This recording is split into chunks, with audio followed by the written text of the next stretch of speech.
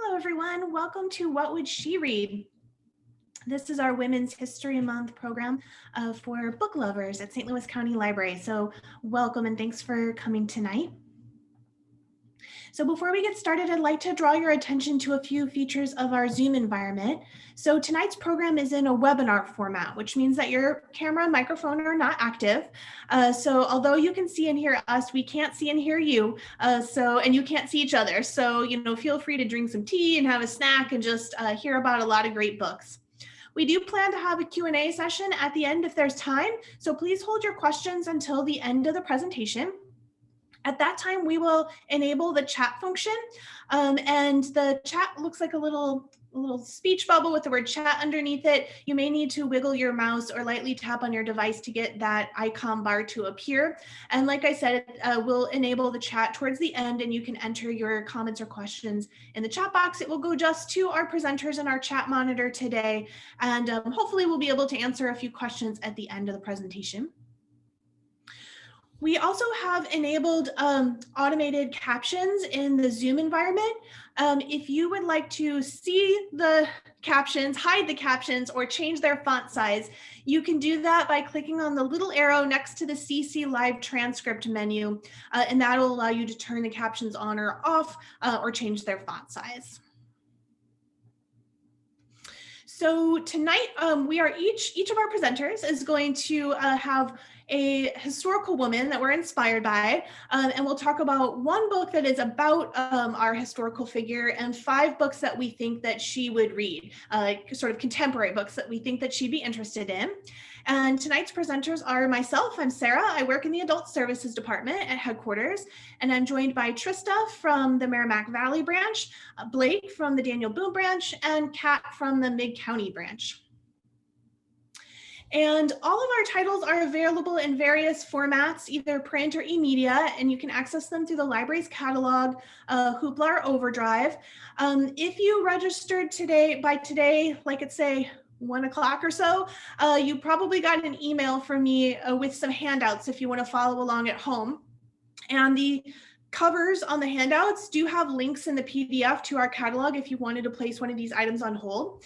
If you didn't receive these handouts or you registered late, not a big deal. I'm going to send a follow-up email to this in a few days, and I'll attach the email or the handouts to that email too. So, all right, so I'll go ahead and get us started. So my historical figure is Pauli Murray, and Pauli Murray was probably the most important civil rights activist that you have likely not heard of. If you have, awesome, but many people have not. Pauli Murray was a civil rights activist, feminist, writer, lawyer, professor, and Episcopal priest. Basically an overall Renaissance person who broke down barriers wherever she went. This biography, Jane Crow by Rosalind Rosenberg, covers her life from her childhood as an orphan to becoming the first African-American woman Episcopal priest. In between, she was rejected by the University of North Carolina because of her race, but earned her JD, her law degree from Howard University, and her law doctorate from Yale. Her law scholarship influenced landmark Supreme Court civil rights cases. Her activism and her writing inspired people like Betty Friedan and Eleanor Roosevelt, and she was a founder of the National Organization of Women. She has even been sainted by the Episcopal Church. There is another book out there about the friendship between Roosevelt and Murray. It's called The Firebrand and the First Lady by Patricia Bell Scott. So you can also check that one out if you want to get more in depth into that period of her life. But I chose this book tonight because it gives a more thorough overview of her amazing life. Okay, so these are the books that I think that Pauli would read if she were alive today. So first up, I have Hood Feminism by Nikki Kendall. And Pauli Murray was really ahead of her time in talking a lot about what is now known as intersectionality. And that's the idea that class and race and gender can work together in ways to constrain identity and opportunity, and that people experiencing multiple oppressions experience those differently than those who are in other identity categories. And this is really why Murray coined the term Jane Crow, like the title of the previous book. She coined that term to express that not only were women also affected by segregation, but that they experienced it differently from how men did. And I think Murray would have really gotten into hood feminism. This book critiques the ways that mainstream white and straight-led feminism has ignored many of the issues of women of color and has sometimes even been at odds with them. And so Kendall, the author of this book, calls for white, straight, cisgendered, middle and upper class women to become accomplices and not just allies. To make issues like the school to prison pipeline and access to quality medical care for all and voting rights into feminist issues. And this is a message that Murray would really have gotten behind and something that she as a founder tried to get now to address as well. All right, next up I have A Jam on the Vine by Lashonda K. Barnette. And this book is loosely based on the real-life African-American journalist Ida B. Wells. It tells the story of a poor lesbian Black Muslim girl in late 19th century rural Texas who becomes a journalist and eventually helps found the first Black and female-run newspaper in the country, which was called Jam on the Vine, which is where the title comes from. As I mentioned earlier, Pauli Murray was a writer and sometimes wrote for the Black press and had articles published in law and academic journals as well. And I think that she'd appreciate this book as both the struggles and the passions of the main characters would be something close to her heart. Jam on the Vine portrays the kind of strong and diverse women from previous generations that really were the foundation for Murray's work. And this book has lyrical writing and a lot of really wonderful historical details. So, and it's also a book discussion kit. So you can check it out to discuss with your book group. Okay, next up we have Confessions of the Fox by Jordy Rosenberg. So although Murray was a passionate advocate for women's rights all her life, maybe because she was that, she dressed in a gender ambiguous way, and she actually identified as a man for part of her life. In early correspondence and journals, Murray claimed a, quote, he/she personality. And I continue to use the pronoun she because that's what she used for herself, particularly later in life. She was pretty consistent in using that pronoun. And the Pauli Murray Center, who has all of her collected works and carries on her mission, uses the S/HE in its writings about her early life and a she with no slash for writings about her later life.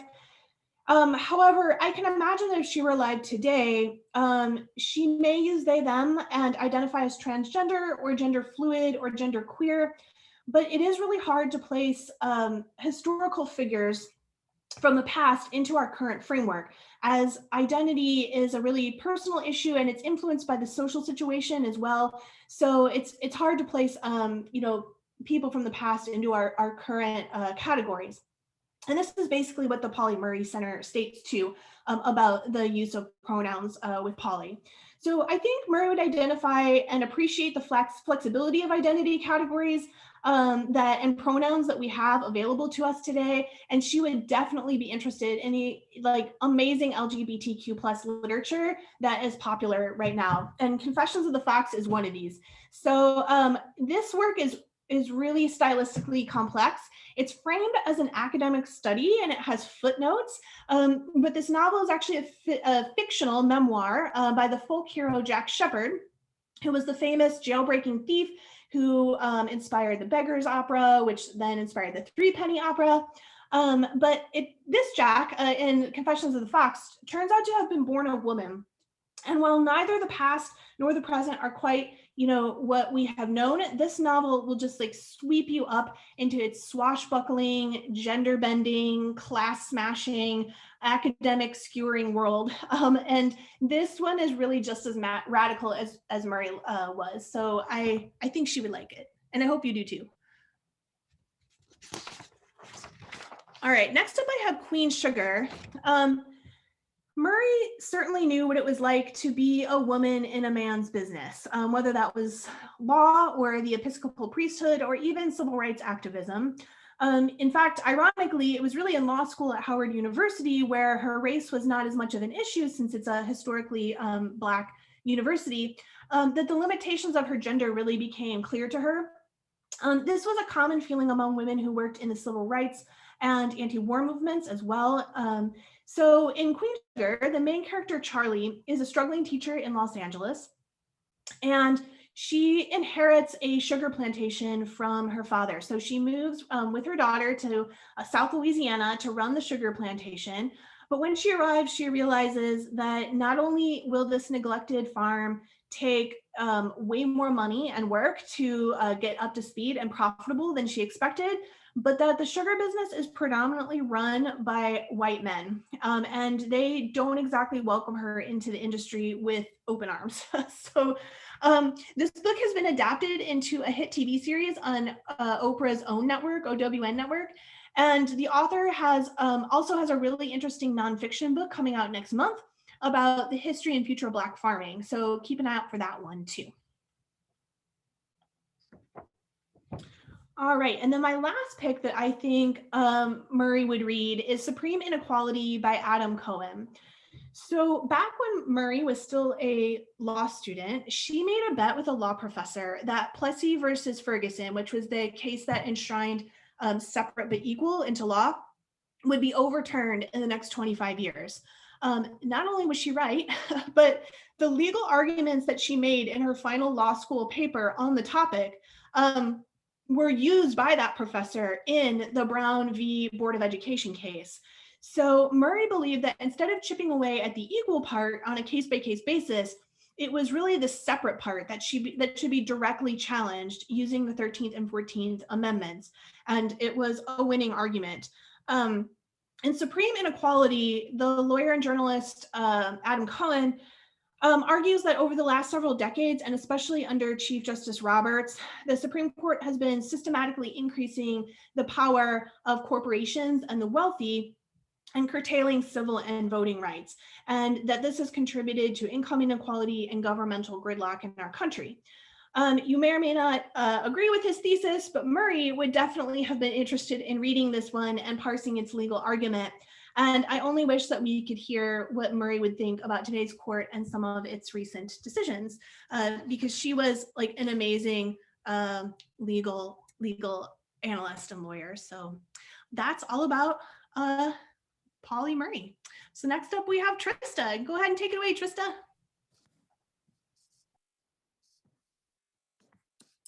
Thank you, Sarah. I am Trista from Merrimack Valley. And when I started thinking about a woman to feature in tonight's program, I reached way back to the 18th century, a time when even forward-thinking intellectuals could barely begin to imagine gender equality or women's rights as we understand them today. In that context, Mary Wollstonecraft was a revolutionary. Charlotte Gordon's dual biography of Mary Wollstonecraft and her daughter, Mary Shelley, which is titled Romantic Outlaws, captures just how radical Wollstonecraft's thinking was for her time. Wollstonecraft looked at how life was structured in England in the 1700s and understood the myriad ways that it oppressed women. Men, she realized, had all the rights: land, money, wives, children. All of these were seen as property owned by men. In every way possible, Wollstonecraft's world told her that women were deficient by nature, but she adamantly refused to be swayed to that view. Instead, Mary Wollstonecraft believed deeply that women and men had equal capacity for intellectual reasoning. This being the case, she believed that they deserved equal rights, equal education, and equal liberties. To make her argument in a man's world, Wollstonecraft learned as much as she could about philosophy and logic, and she applied these principles to her writing. Wollstonecraft's most famous work was A Vindication of the Rights of Woman. Published in January 1792, this 400-page book delivered a rigorous philosophical argument for women's liberation. In a voice that was clear, quick, funny, and sharp, Wollstonecraft made the case that it was in the best interest of everyone, including men, that assumptions of about femininity be reconsidered and completely overhauled. Many thought Wollstonecraft's ideas were dangerous and far too radical at the time of publication, but her work influenced future generations of writers, intellectuals, and women's rights advocates, including her own daughter, Mary Shelley, who would go on to write that little-known book, Frankenstein. I highly recommend Charlotte Gordon's biography of Mary Wollstonecraft and Mary Shelley if you want to learn more. But with that background info in mind, I'll now share my picks for what Mary Wollstonecraft might read if she were around today. So first up, Breasts and Eggs by Mieko Kawakami. I think Wollstonecraft would appreciate how Kawakami is making waves in a still male-dominated literary world. First published in Japan, Breasts and Eggs became available in this English translation you see before you just last year. The novel tells the story of three Japanese women as they brush up against society's expectations for them. There's Natsu, the protagonist, who contemplates motherhood as a single woman. There's her older sister, Makiko, who wants a breast enhancement procedure, but mostly for economic reasons. And there's Midoriko, Makiko's daughter, an adolescent who has stopped speaking. This novel has great psychological and emotional depth as it tackles ethical questions about the female body, societal norms, and new ways of understanding the meaning of family. Next up, we have Untitled by Kate Mann. As I mentioned earlier, Wollstonecraft was not simply a writer, she was a talented writer, but also a philosopher. She grounded her arguments in logic and an understanding of philosophical concepts like liberty, rights, and justice. For this reason, I think she'd be curious to hear what today's philosophers have to say about gender. Kate Mann is one such thinker. She teaches philosophy at Cornell University, but writes for popular audiences about topics like feminism, misogyny, and gender-based inequality. Her latest book is called Untitled: How Male Privilege Hurts Women, and it was published just last year. I can imagine Wollstonecraft nodding her head in agreement as Kate Mann clearly demonstrates with evidence and logic the many ways that contemporary American society raises men to expect more for themselves than women do, and how the sense of entitlement continues to harm women. I imagine Wollstonecraft grimacing as she sees the many parallels between the problems Kate Mann identifies in this book and the ones Wollstonecraft raised in her own work centuries ago. When it comes to gender parity with regard to power, knowledge, property, and sex, Untitled shows that we have not come nearly as far as Wollstonecraft might have hoped. The next pick, The Mars Room by Rachel Kushner, represents a very particular concern of Wollstonecraft's, namely the incarceration of women. Charlotte Gordon's biography of Wollstonecraft relates a powerful anecdote about how Mary Wollstonecraft rescued her sister Eliza from the threat of being imprisoned in a mental institution. Eliza was likely suffering postpartum depression and quite possibly being forced into sexual relations with her husband. And Mary saw the roots of her sister's mental anguish and helped her escape unbearable circumstances. Wollstonecraft would later write a novel called Maria, in which, as her biographer, Charlotte Gordon, notes, quote, "An evil husband imprisons his virtuous and perfectly sane wife in a mental asylum with the full sanction of the law." Wollstonecraft's concern about the suffering that women experience in imprisonment would make The Mars Room by Rachel Kushner a perfect pick for her. In this novel, Kushner portrays protagonist Romy Hall as she begins a life sentence in prison, a double life sentence to be precise. It's a searing, tragic look at mass incarceration, poverty, and trauma that invites readers to feel empathy toward the imprisoned characters. My fourth pick for Mary Wollstonecraft is Girl, Woman, Other by Bernardine Evaristo. I'm willing to bet that Wollstonecraft would be interested in learning what British women are up to now, and this multi-protagonist novel would be an excellent place to start. Here, Evaristo shares the interconnected stories of 12 characters centering the experiences of Black British women and non-binary people. It illustrates the richness of the characters' lives and relationships while keeping a clear view of the many odds stacked against them. Given Wollstonecraft's perspectives on liberty and equality, she'd likely be receptive to Evaristo's subtle critique of England's colonial history and the lingering forms of oppression affecting descendants of African and Caribbean people in the UK today. And I think she'd enjoy the warmth and the wit of Evaristo's characters, who are richly drawn in this Booker Prize-winning novel. Last, but certainly not least, I had to include Frankenstein by Jeanette Winterson, a reimagining of Mary Shelley's classic Frankenstein. So Mary Wollstonecraft died within 10 days of giving birth to her daughter, Mary Shelley, but I'm certain that if she had lived, she would have been fully invested in Shelley's writing career and the ongoing legacy of Shelley's novel, Frankenstein. Therefore, I think both women would be fascinated by Jeanette Winterson's latest novel, which you see here.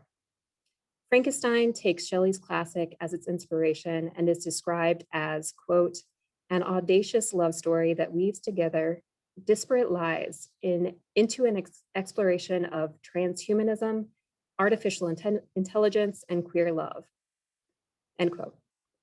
Much as Mary Shelley asks questions about human nature, science, and ethics in Frankenstein, Jeanette Winterson investigates similar topics, but in today's context. Or as BBC News puts it, Winterson reboots Mary Shelley's Frankenstein for the 21st century, launching us into a hold on to your hat modern day horror story about very modern day neuroses and issues. Winterson's Frankenstein features a transgender medical doctor interested in cryogenics, and it asks, what does it mean to be alive today? This book is hilarious in a campy romp sort of way, and I have to think both Mary Shelley and Mary Wollstonecraft would appreciate its frankness about sex and gender, as well as its dash of spunky satire. So there you have it, my 5 picks for what Mary Wollstonecraft might read. I hope you all consider checking them out. And if you want to learn more about Mary Wollstonecraft and her daughter, Mary Shelley, I recommend Romantic Outlaws by Charlotte Gordon. Thanks. Thank you, Trista. Up next, we have Blake. Go take it away, Blake. Okay, the woman that I chose was Betty Ford. Betty Ford's biography by Lisa McCubbin is one of my favorite First Lady biographies written to date. Betty Ford was a strong, unique woman who wasn't afraid to speak her mind, especially about women's rights, mental health, and addiction, and in the mid-1970s, mind you. Lisa McCubbin wrote a beautifully touching book about one of the most modern and influential first ladies that this nation has ever had. Growing up in the 80s, I did not know Betty Ford, and this book brilliantly educated me on why she was so beloved and important to our nation, especially to us women. Complex and independent, Betty had a career as a dancer and model before marriage, was a divorcee, a vocal ERA supporter even when her husband was not, a breast cancer survivor and advocate, an alcoholic prescription drug addict who entered recovery reluctantly, but ultimately made admitting one's addiction publicly acceptable, and founded the Betty Ford Clinic that helped thousands achieve sobriety. I highly recommend this compelling bio that captures Betty Ford's greatest spirit and heart. With moving details and rare insights, McCubbin reveals a fiercely independent woman who had a lively sense of humor, unwavering faith, and an invincible spirit. The true story behind one of the most admired and influential women of our time. The first book that I think that Betty would definitely recommend would be Tiny Pretty Things. Dance was a very important aspect of Betty's life, and she danced professionally in New York City.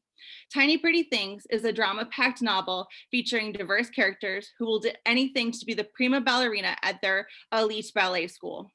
The book follows 3 ballerinas, Betty, June, and Gigi, of a Manhattan ballet school that trains its students to enter the American Ballet Company. It is an exclusive school only for the best of the best, and it takes your money to make you the best. But what it doesn't tell you is how such a cutthroat competition changes you and makes you do things you'll never thought you would do and be a person that you don't even recognize anymore. When every dancer is both friend and foe, girls will sacrifice, manipulate, and backstab to be the best of the best. There's so much to love about this book. It's exceptionally well written, with complex and fully realized characters. It's told through the perspective of 3 different girls and the insight into the jealousy, rivalry, and pathos of a super competitive environment. It is just breathtaking. Definitely recommend for readers interested in dance, drama, and lots of shocking turns. It's Black Swan meets Pretty Little Liars and a young adult novel you won't want to miss. The next book I would recommend that Betty would like would be one to watch. Betty fought for equality for women throughout her life, and I think she would love this rom-com about female empowerment and body positivity.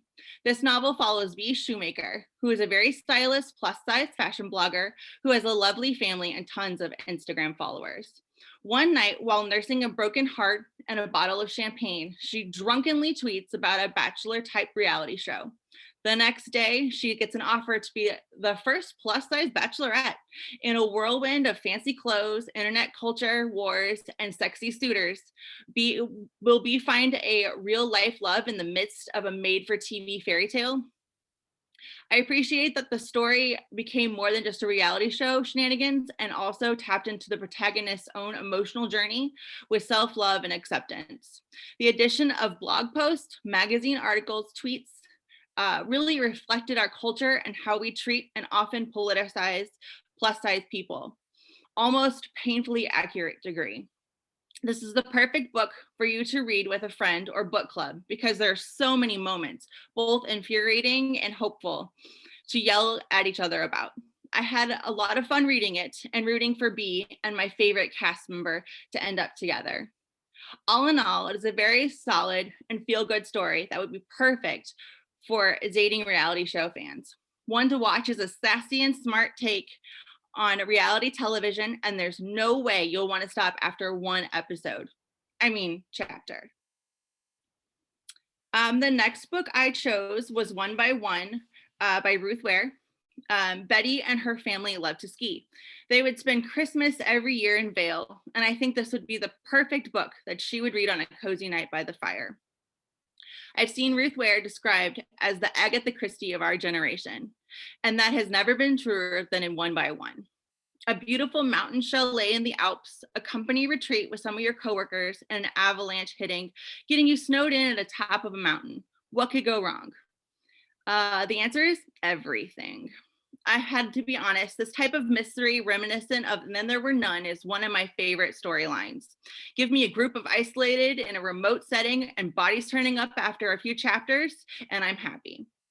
And with this book, I enjoyed every single moment.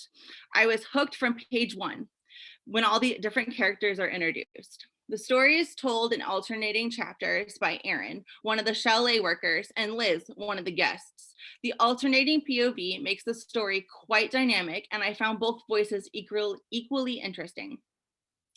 There was not a dull moment throughout the novel. The setting was magnificent, and the author manages to transport you to that mountain, feeling the cold and isolation as the characters do.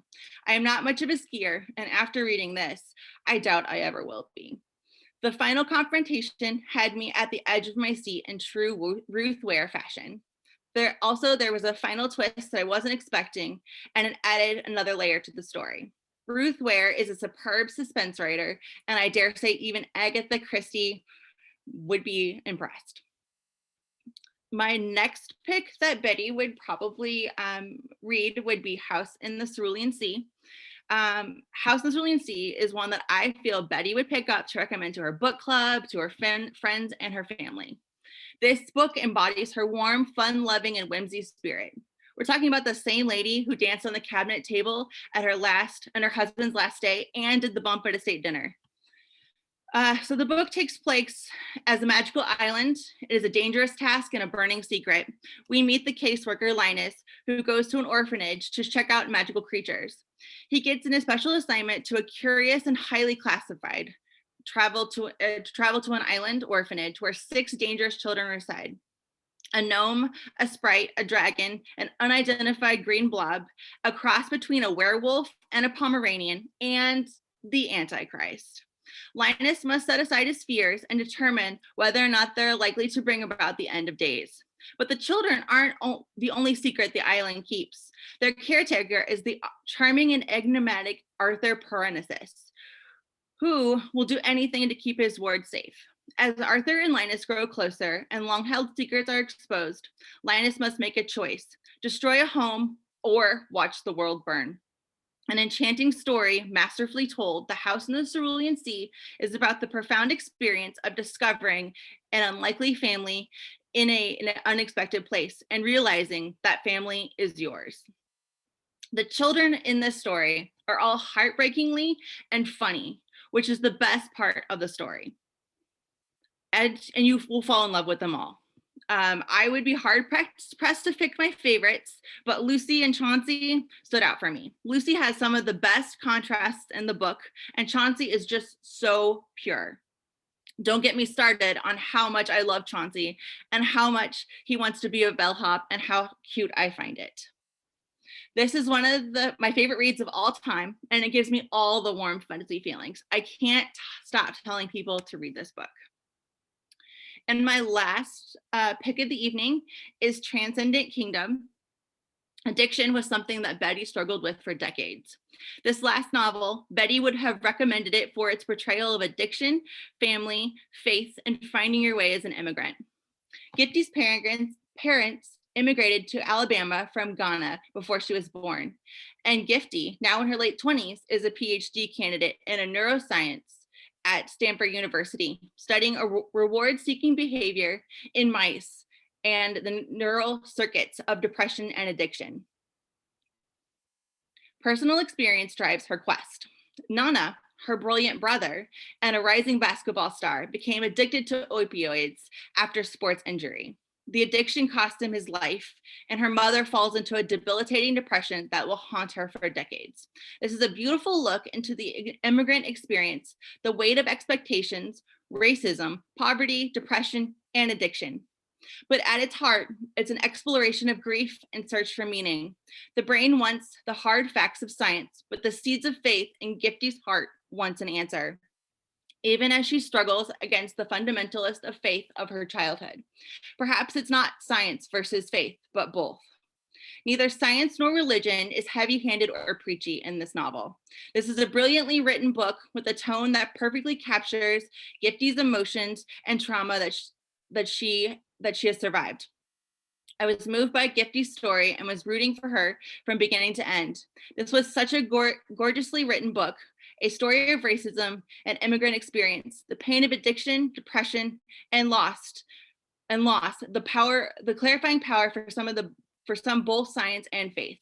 I felt like emotions in this book almost snuck up on me the way that they did Gifty. I'll be thinking about this one for a long time. Those are my 5 picks for the evening, and I hope you get to check them out. If you are an audiobook listener, they are all excellent on audio, so also give those a try. Thank you. Thanks, Blake. Next up, we have Kat. So tell us all about your books, Kat. Hello, I'm Kat. I'm from Mid-County, and my pick is Eartha Kitt. I picked her partially because she was an incredibly fun lady, and she also plays one of my favorite Disney villains, Yzma, in Emperor's New Groove. She was an actress, a singer, a comedian, a voice actor, an activist throughout her life.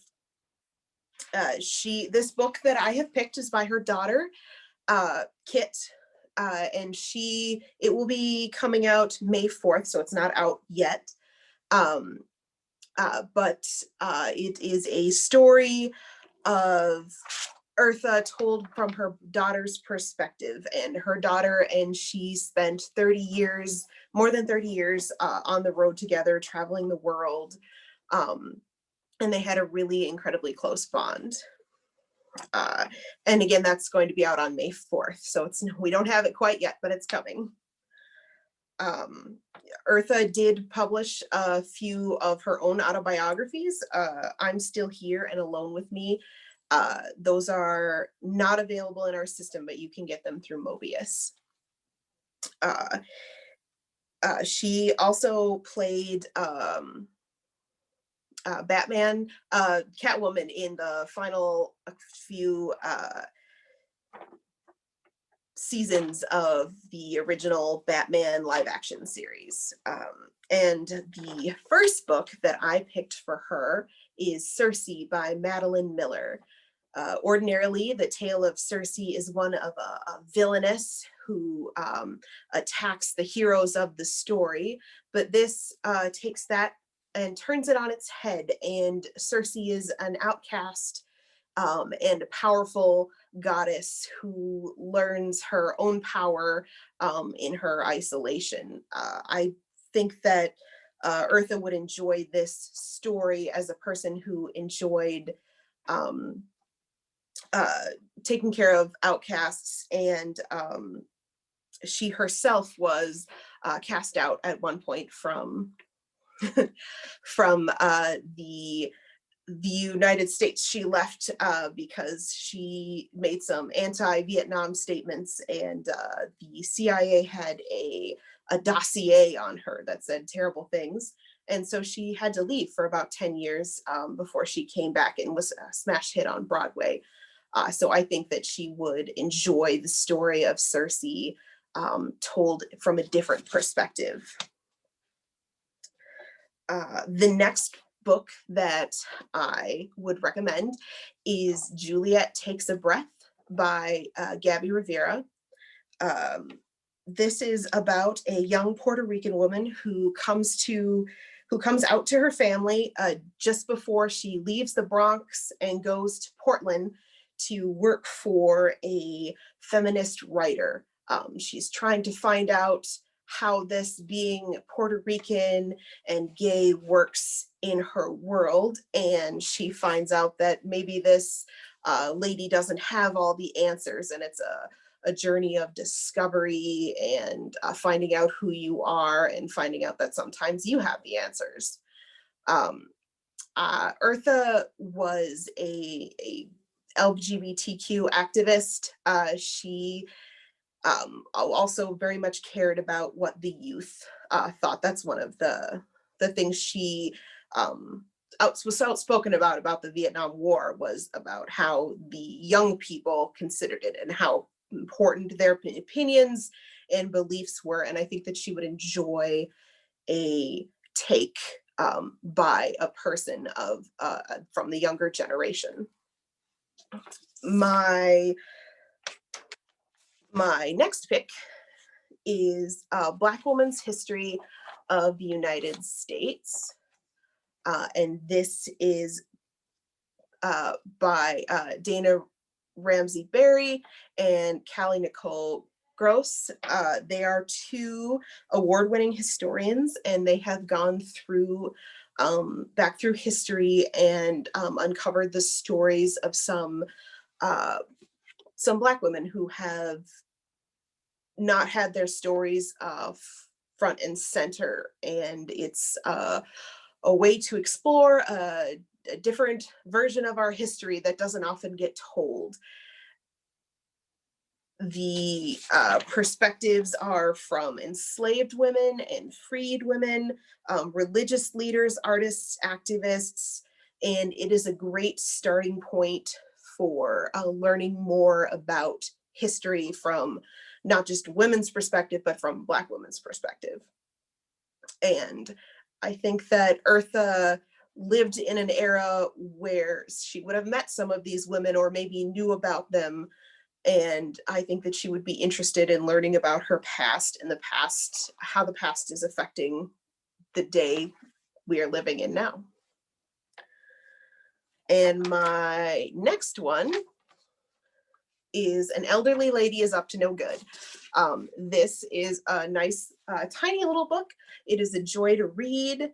It is about this little old lady named Maud who has a little apartment all to herself. She barely has to pay rent because she lucked out on on a little deal that her father made before he died.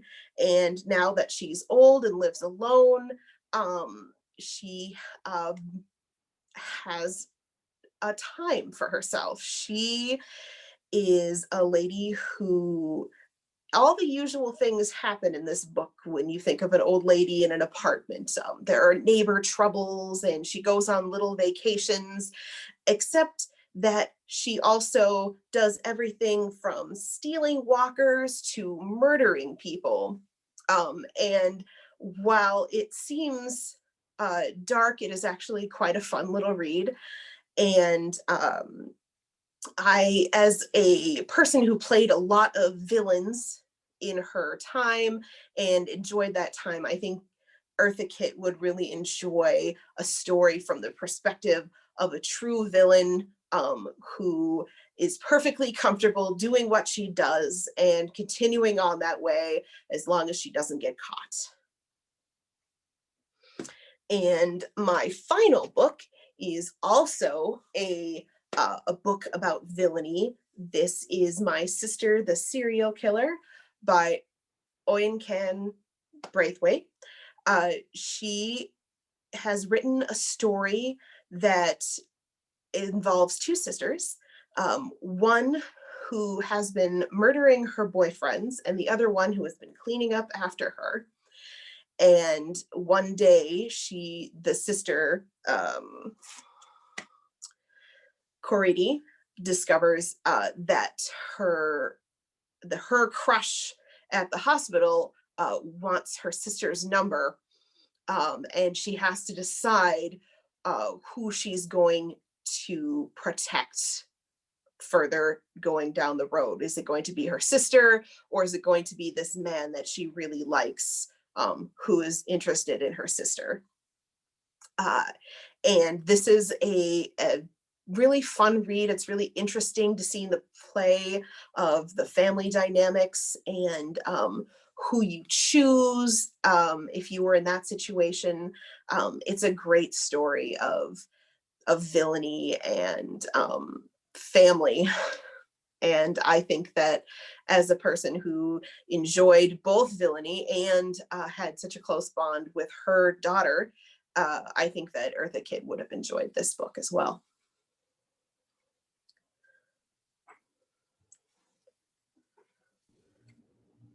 Awesome. Thank you so much, Kat. So before we have our Q&A, I want to draw your attention to a few library services and programs that might be of interest to you, and then we'll have our Q&A. So I see that Rebecca, our chat monitor, has activated the chat feature, so feel free to enter any questions you have for us in there, and we will get to some of those hopefully. But if tonight's presenters didn't give you enough books and you would like even more suggestions, we would like to invite you to try out our personalized reading service. You can fill out the form on our website with information about things that you like and don't like. And in about a week, we will send you a list of 5 titles that's created just for you that we think that you might be interested in.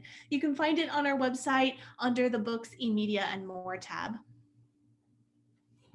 And if you enjoyed this program, we have many more virtual programs, but 2 coming up that you might like are Lit Lovers, which is happening on Wednesday, April 7th. This is our annual program in which we talk about forthcoming literature. So it'll be all forthcoming titles. It's going to be myself and Harry, who you might recognize from other programs, as well as Cindy and Jennifer. They both work in our acquisitions department. They are our adult materials selectors, and they order all of the adult books, print and audio books for the entire library. So the 4 of us will be talking about books that we're really excited to share with you that are coming out in spring, summer, and I think a couple in the fall. So tune in for that.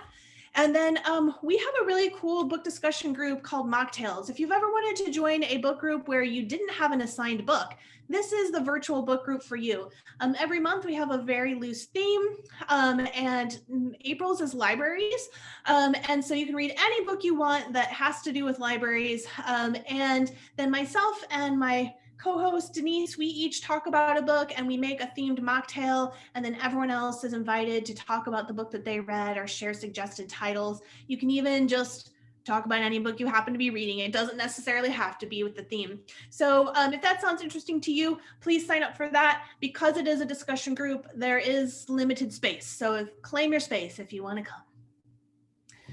So thank you so much. Yeah, Rebecca, do we have any questions? All of our presenters, we can turn on our cameras and microphones for the Q&A if you like. Wonderful. Yes, we have gotten a few questions already and some great comments, basically saying excellent presentation by each of you. So well done.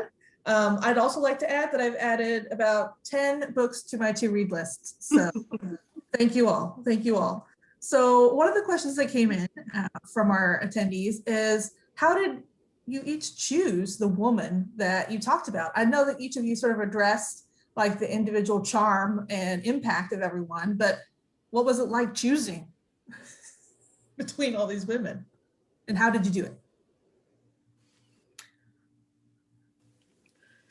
Well, I'll say if you want. I came across an article about Polly Murray in the New Yorker, and I was shocked that I had never heard about her, considering how influential she was in, for example, Brown versus the Board of Education, in Title IX. So there were many like really huge that she was a founder of now. Like everyone thinks about Betty Friedan and they don't think about like that there were other founders. So I was really shocked that I had never heard of her, and so I looked into her a little bit more, and so I chose her for tonight because I thought other people should know about Polly Murray too. So I love that, Sarah. I picked Eartha Kitt. She sort of came to me. I was in a bit of a panic after I agreed, and I was like, but who could I possibly pick good books for? And her name came, like she just popped into my head, and I thought she would read fun. She would read fun books, Eartha Kitt would. And then I almost had to drop her because her books, her biographies were published so long ago that we don't have them in the library currently, or in our library. So luckily her daughter's publishing a book, so I still got to do her. It was very exciting. And you mentioned Emperor's New Groove. Oh my goodness, that is such a classic movie. It is. Tristan and Blake, did you have anything to add? Well, first, I'll just completely agree with Kat that it was a very difficult choice. There are so many options to choose from. And I ultimately ended up choosing Mary Wollstonecraft partly because she is one of the earliest recorded people to say that women should have equal rights to men, to say that women should have equal education to men. That was not something that had really been said prior to her putting it down on paper, or at least that hadn't been recorded. There may have been others who had been thinking or feeling it in their hearts, but she was the one who finally got it out there in the world. And also, I just think it's amazing that her daughter is Mary Shelley and wanted to be able to talk about Mary Shelley and Frankenstein as well. Love it. I chose Betty Ford because I am a historian by, I guess, schooling. I was a history major in college. I read Betty Ford's biography last year, and I didn't know that much about her. I always knew her as Gerald Ford's wife. And so I just picked it up, and it's an excellent biography. And I just thought I want everyone to read it. She's one of those figures that's kind of in the middle of the aisle. She is conservative as well as liberal. So she's kind of one of the people that you can agree with on both sides. So I just thought she would be a great woman to highlight and really force everybody to read that biography because it's really good. Well, and I'm glad that you mentioned like that you only knew her as Gerald Ford's wife, you know, like women, that's sort of how women are known in a lot of circles, is how they're attached to men instead of like who they are as individuals. So, right. This is a question for you, Blake. Can you recommend other outstanding books about our first ladies? I can. I have a nonfiction book discussion. We just finished First Women by Kate Anderson Brower, I believe is the author for that one. That one was really, really good. In the back, there's plenty of resources for different First Lady biographies. But if anybody's interested, I would be more than happy to email somebody recommendations for stuff like that, because it's really hard to do off the cusp. There's a new Lady Bird biography. It's called Mrs. Johnson. That was really excellent. Michelle Obama's is really good. So there's just so many that I love and want to make everyone read. So. Excellent. Sarah, do you mind unsharing your screen so the viewers can see our faces a little bit bigger, if you don't mind? Yeah. Excellent. Let's see. So there's someone that mentioned the House of the Cerulean Sea is the best. So you're not alone in thinking yes, it's so good. Real good. And then there's I know that you've basically sort of addressed this in your presentation, but can you talk a little bit more about what gave you the idea to choose Transcendent Kingdom? Sure. I read Betty Ford's biography, like I said earlier, and I knew she was, a main thing everybody knows about her was she was addicted to painkillers and she went to rehab for alcohol. So I was on the hunt to kind of focus on that type of book that was going to highlight that role in her life. And she's very vocal about it, so I thought it would be perfect to highlight that. And this book, Transcendent Kingdom, is one that it's depressing, but it's the way the story is written. It's not like you need a box of Kleenexes and you don't need to bawl your eyes out when you're reading it. You might.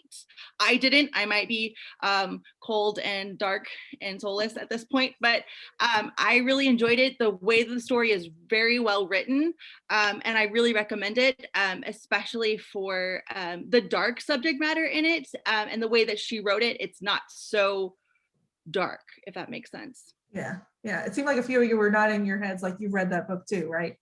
It's amazing. Yeah. It hits you right in the feels, but like Blake said, it's not one that is gonna loom over you like a black cloud the rest of the day.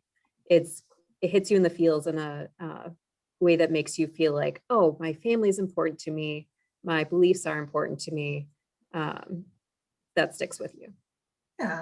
Yeah. And Tristan's right. The difference between religion and science was a very interesting aspect here. It wasn't preachy, like I said.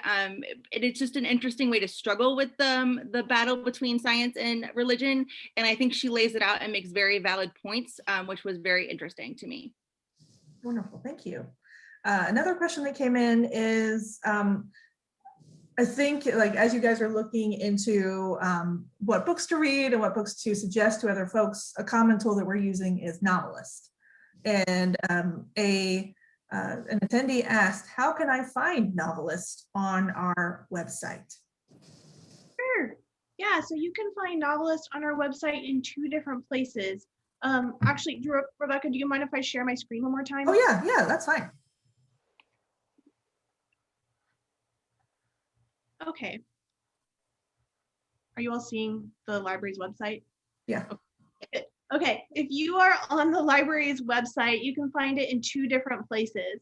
My favorite place to find it is under the Books, E-Media, and More tab, which is my favorite tab on the website, where all good things live. So if you go under the Reader's Corner to Reader's Assistance, the Reader's Assistance page has many really cool links to resources where you can find good things to read, things for book discussion. But if you scroll down, they're in alphabetical order. If you scroll down, you'll see that Novelist is here. So that's my favorite place to access it. But you can also find it under the Research tab. So if you go to Research and then Resources A to Z, and then go to the N section for Novelist, you'll find it there. It's about halfway down the page, I believe. Again, they're in alphabetical order. So those would be my two places that you can find it. With my favorite being Reader's Assistance, because there's other fun stuff there. If you are accessing it from home, you will need to have your library card with your PIN and your last name to log in. And I suggest opening it in a new tab because it does time out pretty quickly. So that allows you to reopen it from the original link on our website. Yeah, and I know that you are the novelist guru, Sarah, and I just love using it to find the appeal terms and like other books that are similar in appeal. Yeah, so Features of Novelist. yeah, I don't know what it is. Novelist is a database that will help you find good things to read. You can put in your favorite book and search for it, and then you'll find what they call read-alikes there.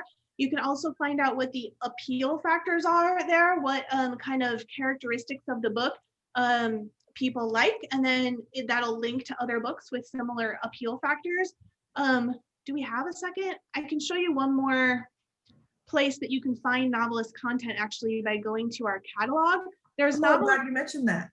What? I'm glad you mentioned that. Yeah. Yeah, there's novelist content embedded into our catalog. If we use like, oh no, that's not a good one. I was gonna type in Queen Sugar, but I know that the TV show comes up first. Let's type in Jam on the Vine, which is one of my picks tonight. If you click on the title, it takes you into what we call the bibliographic record, the bib record. And this might be all you're used to seeing, right? You're like, oh, it's in my library, it's not in my library, you know, and you click request it so you can pick it up curbside. But if you scroll down past all of this information, you're going to see embedded novelist content in the catalog. So you can find similar titles, it'll tell you why. It'll take you, if you find it, it'll take you right to that place in the catalog so you can place it on hold, gives you similar authors. And if it were a book in a series, it would give you similar series. And then down here under the story elements, these are what we're talking about, appeal factors. You can like find other books with these similar sorts of characteristics. So, you know, we could do culturally diverse and lyrical. And it's gonna spit out, if we give it a second, because the internet's a little slow. Okay, it'll spit out some other books that are culturally diverse and lyrical. So pretty cool. You don't even have to go to the novelist database, although you should because it's cool. But it sort of is like embedded content from novelists in our catalog for finding read-alikes. Wonderful. I'm glad you remembered that, and Sarah, and share that. I love that part of our catalog. Well, I think those are our final questions. So we've gotten a lot of great feedback from attendees, and so thank you. Well, thanks everyone for joining us tonight. Thank you to our presenters from the branch, Trista, Kat, and Blake. I really appreciate you coming tonight.